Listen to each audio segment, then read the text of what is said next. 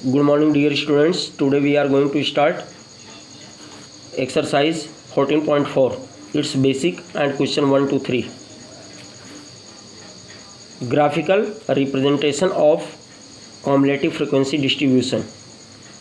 यानी जो हमारी cumulative frequency distribution है इसका graphical representation किस तरीके से होगा. There are two types of cumulative frequency distribution curve. A is less than type, OZU, less than OZU, and B is more than OZU,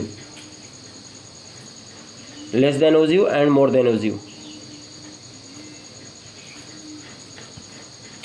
Suppose that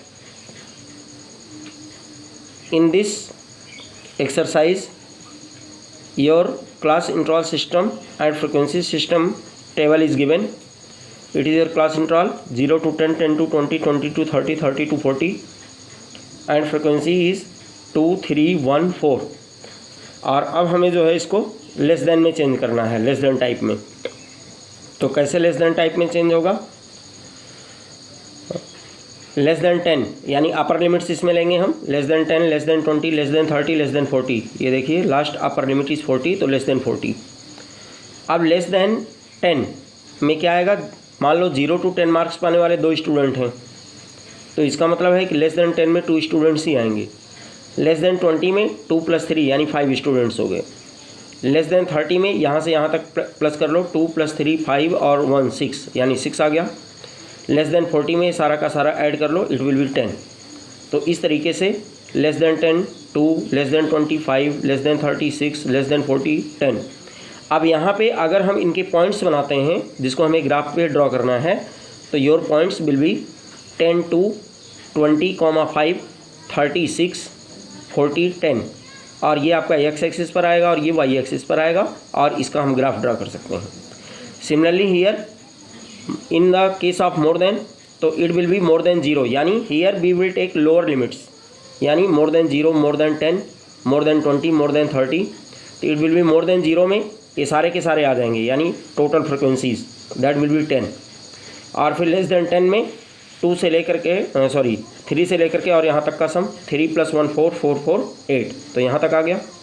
less than 20 में 20 के आगे यानी 1 + 4 5 आ गया. लेस देन 30 में 4 आ गया. तो इस तरीके से आपका ये मोर देन का टेबल बन गया. इसमें पॉइंट्स क्या होंगे? 0, 10, 10, 8, 20, 5, 30, 4. तो ये आपके जो है पॉइंट्स हो गए. इनको भी ग्राफ पे आप ड्रॉ कर सकते हो. Now we have to start exercise 14.4. See the question number 1 in your book. Question number 1 क्या है इसका? Exercise 14.4 question number 1. The following distribution gives the daily income of 50 workers of a factory. तो daily incomes in rupees और number of workers 100 to 120, 120 to 140, 140 to 160, 160 to 180, 180 to 200. और यहाँ पे number of workers आ गया 12, 14, 8, 6, 10. और यहाँ पे convert the distribution above to a less than type cumulative frequency distribution and draw its ogive. तो इस तरीके से आपका आ गया. इसमें लेस दैन टाइप में कन्वर्ट करना है और फिर इसका ओजी ड्रा करना है. तो see the solution of this question. Daily income in rupees और नंबर ऑफ़ वर्कर्स, ये गिवन टेबल है आपकी जो कि क्लास इंटरवल सिस्टम में है. और नंबर ऑफ़ वर्कर्स ये आपका कम्युलेटिव फ्रिक्वेंसी का काम करेगा, फ्रिक्वेंसी है.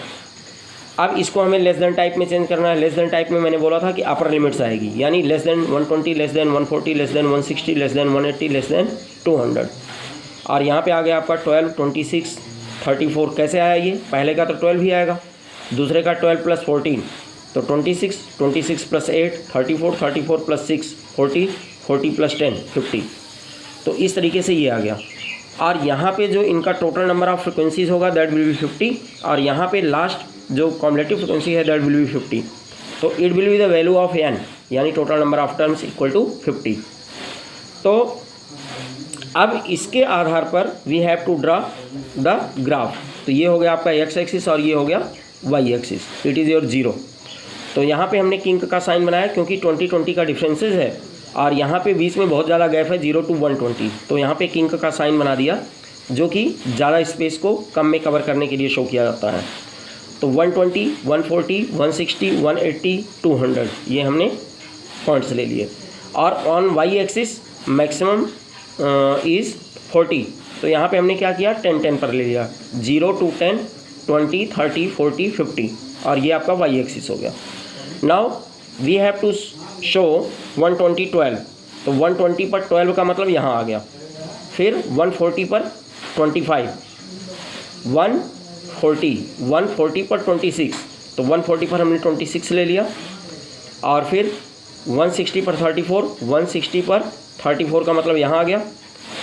180, 40 ले लिया, और फिर 200 पर 50 ले लिया, और फिर इनको हमने स्केल लगा करके ज्वाइन कर दिया बाई पेंसिल। तो इस तरीके से आपका लेस देन ओजू बन गया। अब हमें क्या करना है, suppose that it is your answer, if in this question we have to find the median of this graph of this data. तो अगर मीडियन फाइंड करने के लिए कहता है, फिलहाल इस क्वेश्चन में नहीं करना है आपको, यहाँ तक ही आपका ये सोल्यूशन है ग्राफ तक। बट अगर हमें फाइंड करना है तो हाउ वी विल फाइंड, क्योंकि किसी किसी क्वेश्चन में मीडियन पूछा गया है, तो पेपर्स में भी अक्सर मीडियन पूछ लिया जाता है। तो सबसे पहले क्या करना है, n = 50 आ गया, then we have to find n/2, it will be 50/2, that will be 25।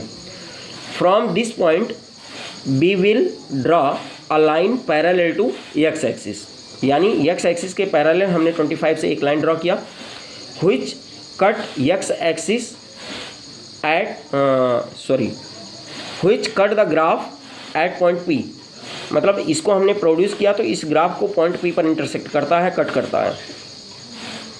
From this point B will draw the perpendicular which cut x axis eight point 140।